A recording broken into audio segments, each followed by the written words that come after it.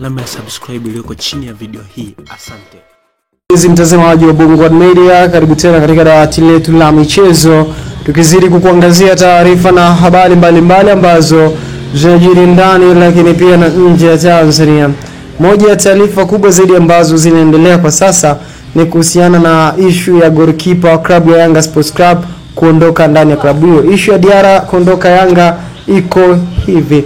Kuna issue kubwa inayoendelea ndani ya klabu ya Yanga, wako baadhi ya wachezaji ambao wataondoka ndani ya klabu hiyo. Sasa taarifa nyingine kubwa zaidi ni kuhusiana na goalkeeper wa timu hiyo kutoka katika taifa la Mali kuondoka ndani ya klabu hiyo baada ya kudumu takriban misimu mitatu na kudumu kwa mafanikio.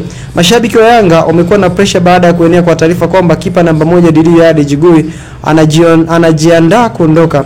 Lakini kocha mkuu Miloud Hamdi ameweka msimamo huku akiwatoa hofu mashabiki hao. Diarra anadaiwa kujiandaa kuondoka baada ya kupata dili la maana nje ya nchi ambalo mabosi wameridhia. Lakini Hamdi amesema hana taarifa, lakini kama kuna ukweli hatakubali aondoke.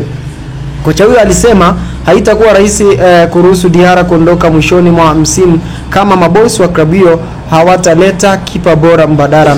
Diarra anayetumikia Yanga kwa msimu wa 4 tangu aliposajiliwa kutoka Stade Malien ya Mali amekuwa nguzo imara ya rango la timu hiyo, akisaidia kubeba mataji 3 mfululizo ya ligi kuu bara na 3 ya kombe la shirikisho, mbali na kuifikisha fainali ya kombe la shirikisho Afrika. Lakini inaelezwa mkataba wake upo mwishoni na bado hajasaini mpya. Akizungumza na Mwanaspoti, Hamdi alisema hana taarifa juu ya kipa huyo kuondoka.